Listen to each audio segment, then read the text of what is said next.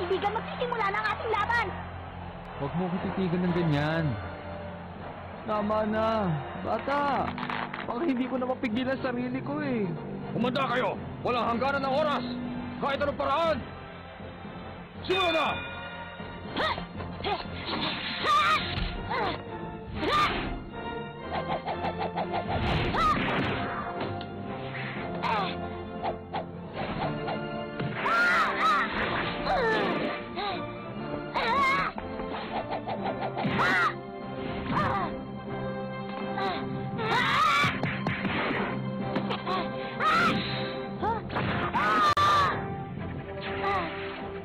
Tinamaan siya! Isang putos kay Hisoka! Susubukan ko!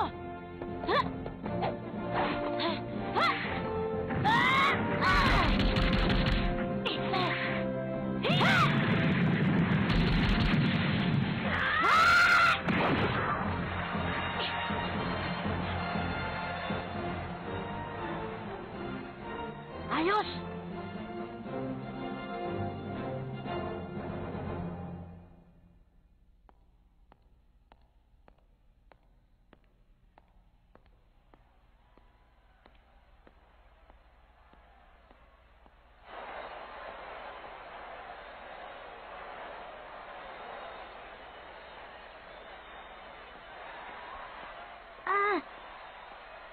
Ginong Killua, ang galing na ginawa na Ginoong Gon. Lamang nasa kay Hisoka.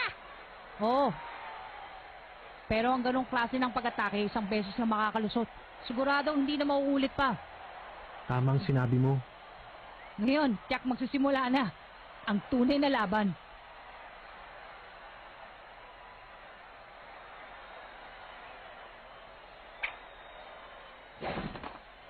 Ano kayang ibig sabihin nito, mga kaibigan? Hindi ko na maintindihan. Basta si Gon ay nakapagbigay na ng isang kritikal na tira. Baliktad na ang punit ng dalawang magkatunggali. Lamang nasigot sa lamang ito.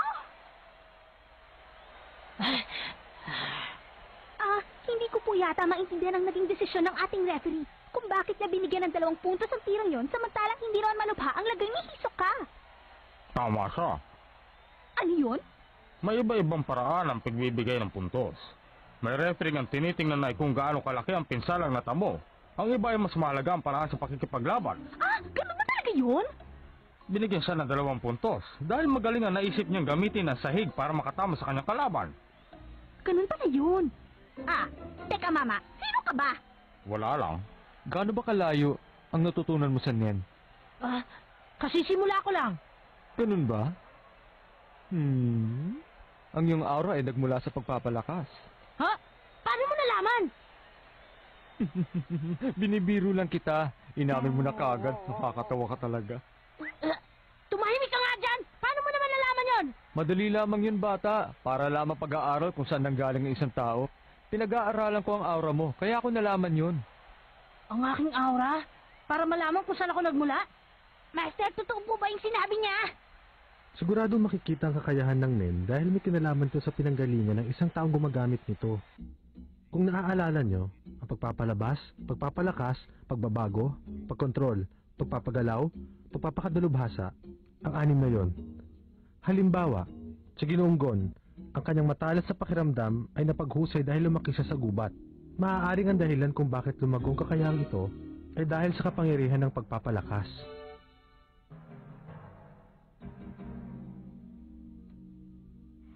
Sa madaling salita, masasabi ko ang iyong kakayahan ay isang diretsong pag-iisip.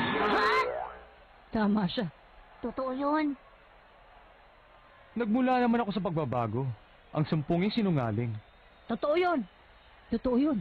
Totoo yun. Ano naman kaya ang katangian kung ikaw ay nagmula sa pagkontrol? Kaya atang bagay na bagay tayong dalawa. Magkaiba ang katangian pinagmulan ng ating mga lakas. Kaya lagi tayo nagkakasundo at naging malapit sa isa't isa. Pero mag-iingat ka ha, dahil delikado ang mangyayari sa atin. Alam mo naman na ako ay isang sumpungin at sinungaling. Ang magandang usapan ay maaaring magwakas sa isang madugo at nakakakilabot na katapusan.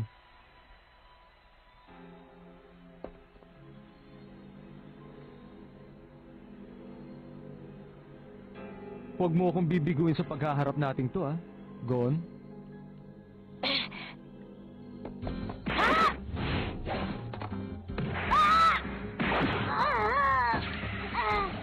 Ha?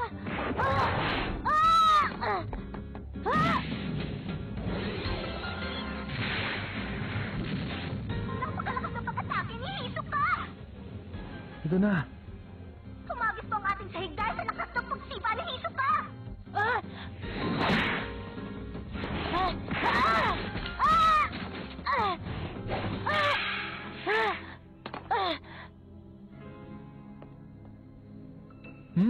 Mabilis ka rin. Kritikal na tama! 3 putos kay Hisoka! 2 kay Gon! Napakabilis ng pangyayari! Seryoso na po yata si Hisoka! Sa sunod-sunod na ginawa niya pag-atake ay parang hindi ko na yata napansin kung kailan tinamaan si Gon! Biglang nag-iba ang ihip ng hangin dito sa loob ng Koliseo! Natutuwa ako sa labang ito. Masyadong malakas ang kapangyarihan ng iyong Ren. Sa dami ng tamang tinamo niya, hiningal lang siya ng konti. O bakit? Ba't ayaw mo umatake? Ayoko nga! Nag-iisip pa ako! Masyado siyang mabilis. Kaya siyang bantayan ng mata ko, pero nahihirapan ang aking katawan. Kailangan ko gumawa ng paraan. Mas mabilis siya kaysa nung laban nila ni Castro. Oo, sa palagay ko yan na talaga ang tunay niyang bilis. At meron pa siyang ibang kapangyarihan. Oo, ang kakayahan yun. Makinig kayo, Ginong Gon, Ginong Killua. Ang videotape nito ay ang laban ni Hisoka at ni Castro. Nakarecord sa tape na ito ang lahat ng mga nangyari sa laban nilang dalawa. Ang lahat? Ibig mong sabihin, Ang kumuha ng kopyang ito ay gumamit ng Nen, may kapangyarihang kumontrol. Pati ang aura ni Hisoka ay makikita niyo sa video. aura ni Hisoka? Talaga? Paano niyo nagawang pati ang aura niya makikita dyan? Madali lang, dahil kailangan niyo ito bago niyo harapin ang inyong kalaban. Kung susugurin niyo siya na hindi niyo alam ang kanyang tunay na kakayahan, kahit sino ay hindi iyon matatawag na katapangan. Dapat ay alamin niyo kakayahan ng inyong makakalaban, tsaka kayo umisip ng paraan kung paano siya tatalunin. Subukan ninyong alamin ang kakayahan ng Nen ni Hisoka gamit ang Gyo. Opo!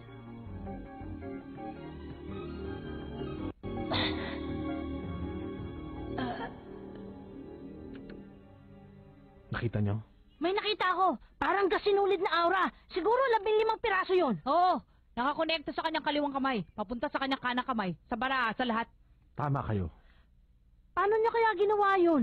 Minsan ay napapalaki niya. Minsan din naman ay masyadong maliit. Oo nga. Nagdidikit-dikit kaya sila parang mga magnet. O kaya parang silang madidikit ng goma. Paano kaya yun? Siguro meron siyang kakayahan na magpagbago ang kanyang aura, na parang isang uri ng goma at maaaring idikit kahit saan man niya gustuhin. Kaya pala. Parang nahirapan siyang paggalawin ang kanyang mga kamay. Tinamaan kaagad siya ng suntok sa mukha.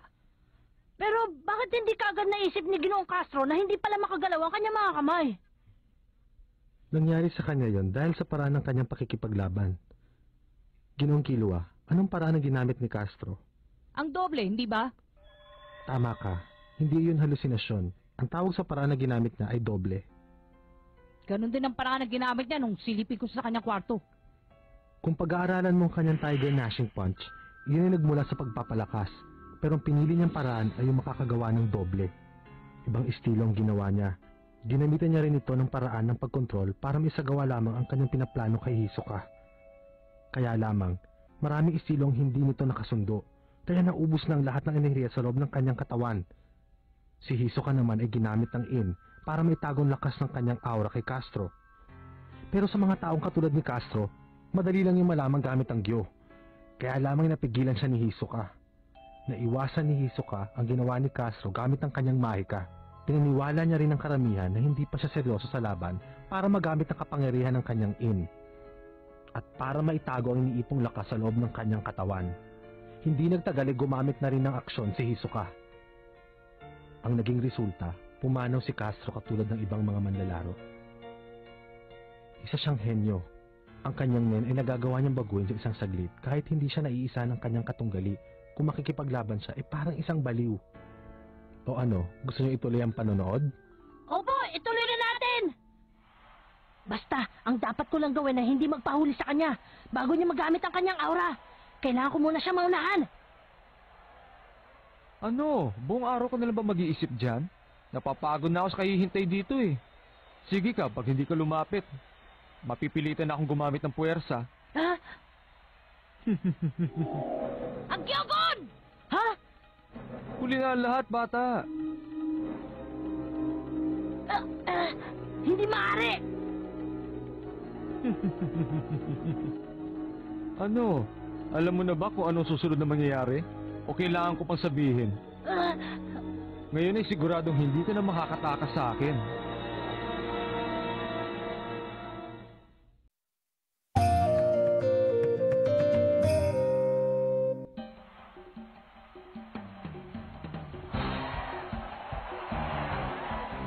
Pareho pong hindi gumagalaw ang dalawang maglalaro.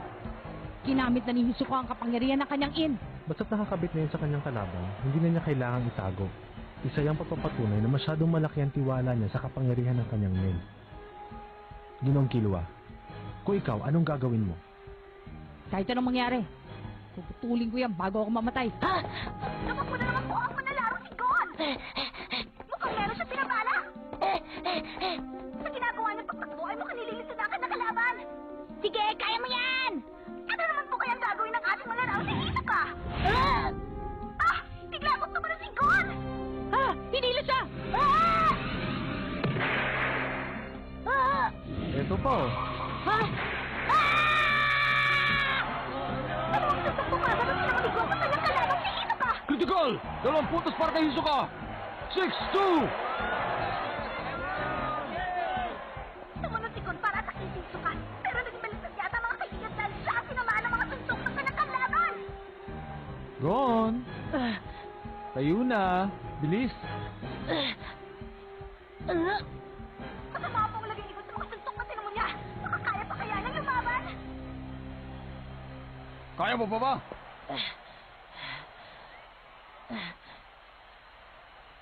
Kaya ko pa! Ipagpapatuloy pa ni Gon ang kanilang laban! Sige, Gon! Kaya mo yan! Ang maglalarong si Gon na kaya ang magpapatigil sa walang hanggang tagumpay ni Hisoka? Mukhang humihiling ng milagro ang mga puot na sumisigaw sa loob ng Koliseo! Meron tuloy ako naaalala dito eh. Nung huli bahagi ng pagsusulit, halos lahat ng taong nanonood sa laban mo ay sumuporta na sa'yo. Nakikita mo to, hindi ba? Ang tawag dito ay bungee rubber. Umiiksi at humahaba. Ano mang mangyari sa kanya ay depende rin sa akin. Kita mo? Hindi kanya nahila ngayon. Kaya sa akin pa rin manggagaling ang desisyon. Kahit anong gawin mo, hindi ka na makakatakas sa bungee rubber na nasa kamay ko. Anong nangyayari? Tumigil si Hisoka sa pag-atake at parang meron siyang ipinapaliwanag kay Gon. Ano naman kayang pinag-uusapan ng dalawang manlalaro? Sa totoo lang, nagkaroon siya noon ng trauma sa chewing gum. Ano? Noong bata pa si Hisoka ay mahilig siyang umuya ng bubble gum na ang pangalan ay Bungie. Talaga? Bakit naman siya nagkaroon ng trauma doon? Sa una ay masarap ang lasa ng bubble gum. Pero habang tumatagal ay tumatabang na rin ang lasa nito. Pero mahirap lamang ang pamilya ni Hisoka, kaya palaging wala laman ang kanyang bulsa. Kaya hindi rin siya nakakabili ng Bungie gum araw-araw. Mula noon ay wala ng lasa ang binibili niyang bubble gum. Oh, bakit nawala? Ano yun? Bakit? Humihingi po ako ng tawad sa nataan ito tapakinig dahil meron istorbo dito. Ngayon, balikan na po natin ang dalawang manlalaro. May tatanong ako sa'yo ha. Kung masasagot mo, pwede mo ako sugurin. Hindi ako ihilag. Talaga? Makinig ka mabuti sa tanong ko. Kailan ko dinikit yung bungee gum sa leeg mo? Una, nung siniko kita? Pangalawa, nung bang sumadsad ka? Pangatlo, nung critical na tama? O ano, alin sa tatlo? Kailan? Kailan kaya yun? Pangatlo! Nung tinamaan mo ako sa dibdib! Boo! Ha? Ang sagot ay pang-apat. Habang nag-iisip ka kung anong pagsugod ang gagawin mo para manalo sa labang to. Mandaraya! Sabi ko naman sa'yo, ako'y sumpunging sinungaling, hindi ba? Dapat pala ginamit ko na agad ang Diyos sa kanya! Masyado ka kasi mabagal eh. Kung naisip mo ba naman gamitin agad ang kapangyarihan ng iyong Diyo, di naiwasan mo sana ang aura ko. Pero hindi pa rin uubra sa akin yon. Ha? Basta ginusto ko, sigurado mangyayari. Dahil ginagamit ko lang ang aking aura sa kalaban kapag hindi niya kayang sanggahin. Kadalasan, idinidikit ko yun pagkatapos ko siyang tamaan. Kaya wala na akong pakialam kung makikita mo to o hindi. Tama siya! Kung hindi ko maiiwasan ang kanyang atake, kahit makita ko pa ang kanyang aura gamit ang Diyo, ay baliwala rin! Kahit anong pagsangga ang gawin mo, madidikit na sa'yo yan. Mandaraya ka talaga, Hisoka. Kahit sa ang anggulo mo talaga tingnan, ay dihado si Ginoong. Pero sa ganitong pagkakataon, makikita ko kung paano siya mag-isip at kung paanong paraan ang gagawin niya. Ito na ang oras ng pagsubok. Ay, nako. Kailangan ko nang tumigil sa kadadaldal at ituloy na ang laban.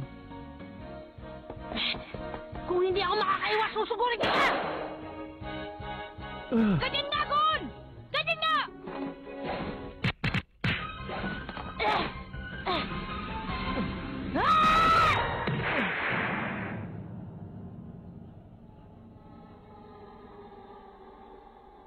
Natatakot ako, pero kung tatakasan kita, kahit sino ay hindi ko na makakayang labanan sa buong buhay ko!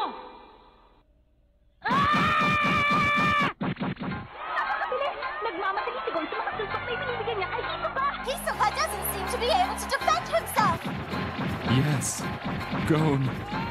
This is great. Rose, I wish I could demolish you right now.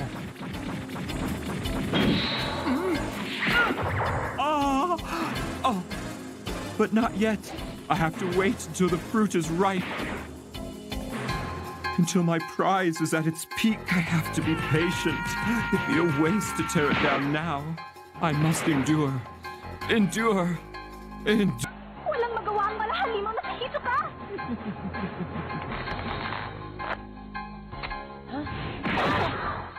Anong nangyayari? Parang sinugod pa ni Gon ang kamay ni Hisoka para sa isamaan!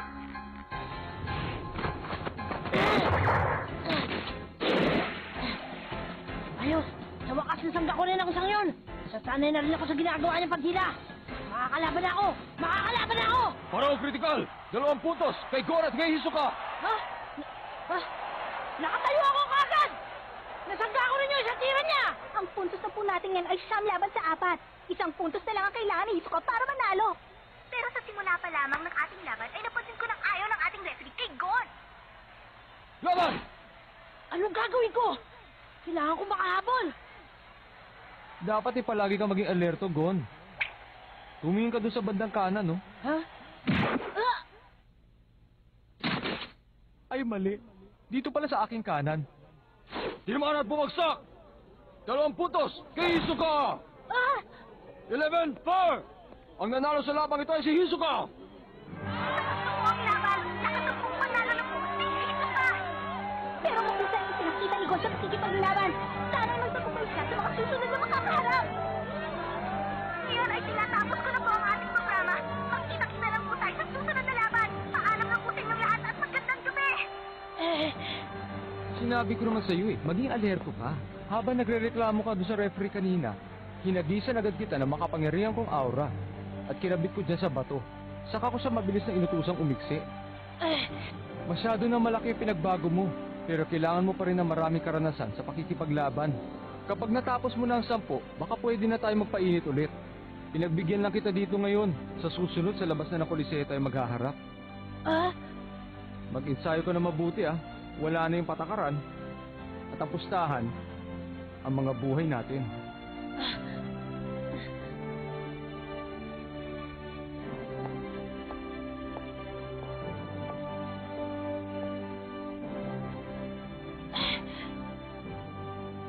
Masyado malayo, pero hindi imposibleng maabot. Kailangan ko magsanay ng gusto sa akin nang sa gayon ay matalo ko si Hisoka. Kaya ko yun.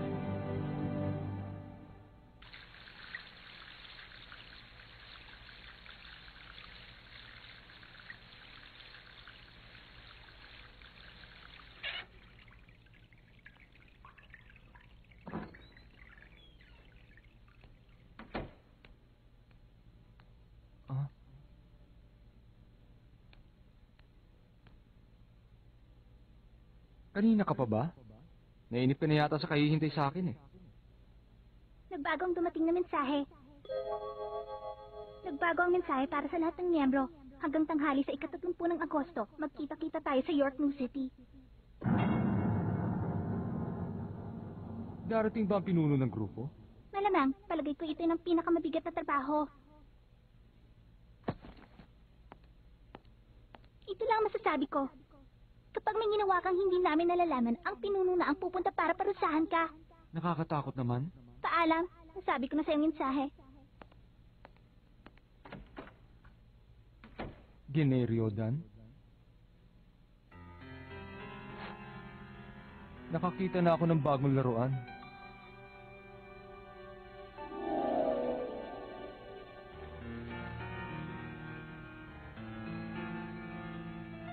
Sisimulan ko na kaya habulan?